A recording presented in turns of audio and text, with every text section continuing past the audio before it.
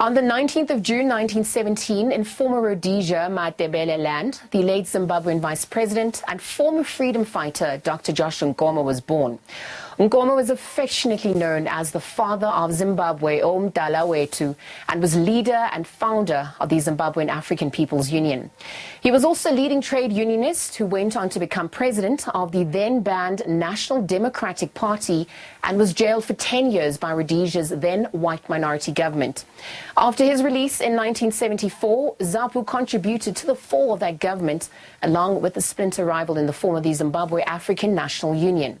ZANU-PF and PF-ZAPU have irrevocably committed themselves to unite under one political party. When Zimbabwe gained independence in 1980, Dr. NKOMO was appointed Home Affairs Minister but would soon be fired by President Robert Mugabe in a time marked by ethnic tension between the Ndebeles and Shonas, resulting in the Gukurahundi genocide. In 1987, Dr. NKOMO controversially signed the Unity Accord, allowing ZAPU to merge with ZANU to stop the genocide. In 1990, he was then appointed Deputy President of Zimbabwe, a role he held until his death 9 years later.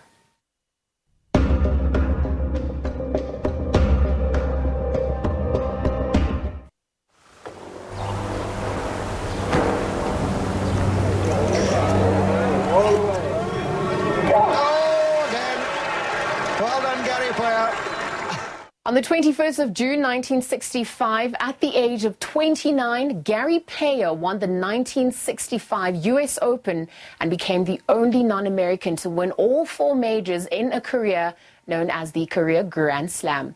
At the time, he was the youngest player to do this, though Jack Nicklaus and Tiger Woods subsequently broke this record later on.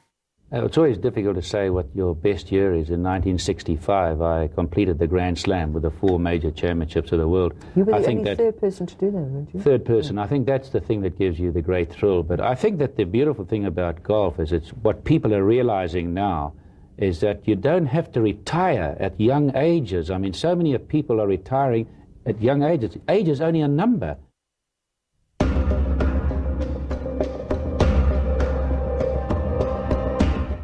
As you know, we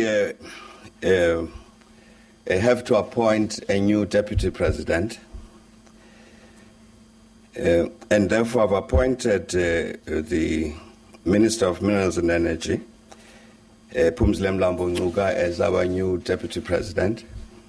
Following the firing of Jacob Zuma as deputy president of the country on the 14th of June 2005 for alleged corruption, PHUMZILE MLAMBO-NGCUKA made history by becoming the first female to be appointed as the country's second in charge.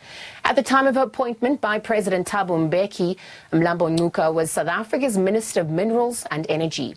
Her appointment was well received by business, parliamentarians, opposition parties and the broader international community.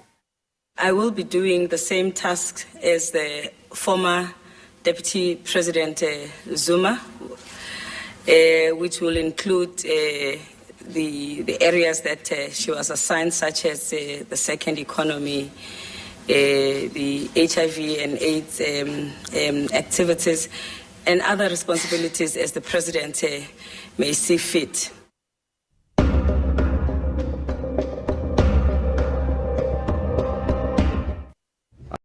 Distinguished delegation of South Africa to proceed from its seat to occupy its proper place in the hall.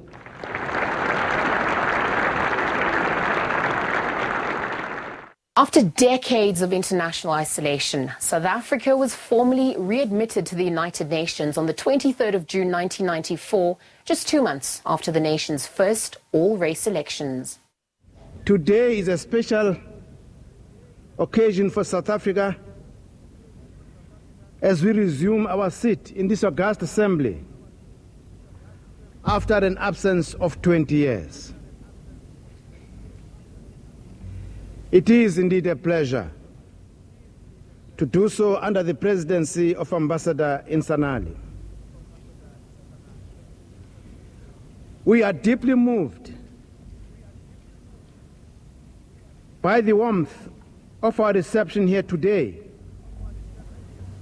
and grateful for the generous welcome which has greeted our long-awaited return.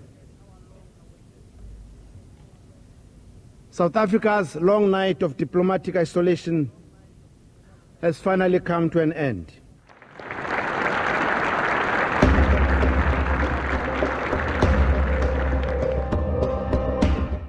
History was created at Ellis Park Stadium, Johannesburg, on the 24th of June 1995, when an energized South Africa trounced New Zealand in the 1995 Rugby World Cup.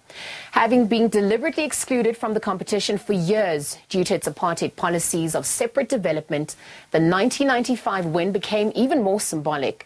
The victory was also seen as a nation-building exercise, with former President Nelson Mandela leading the charge, using a then white-dominated sport such as rugby to help lessen racial divisions. Today, the victory stands tall as one of South Africa's most symbolic moments.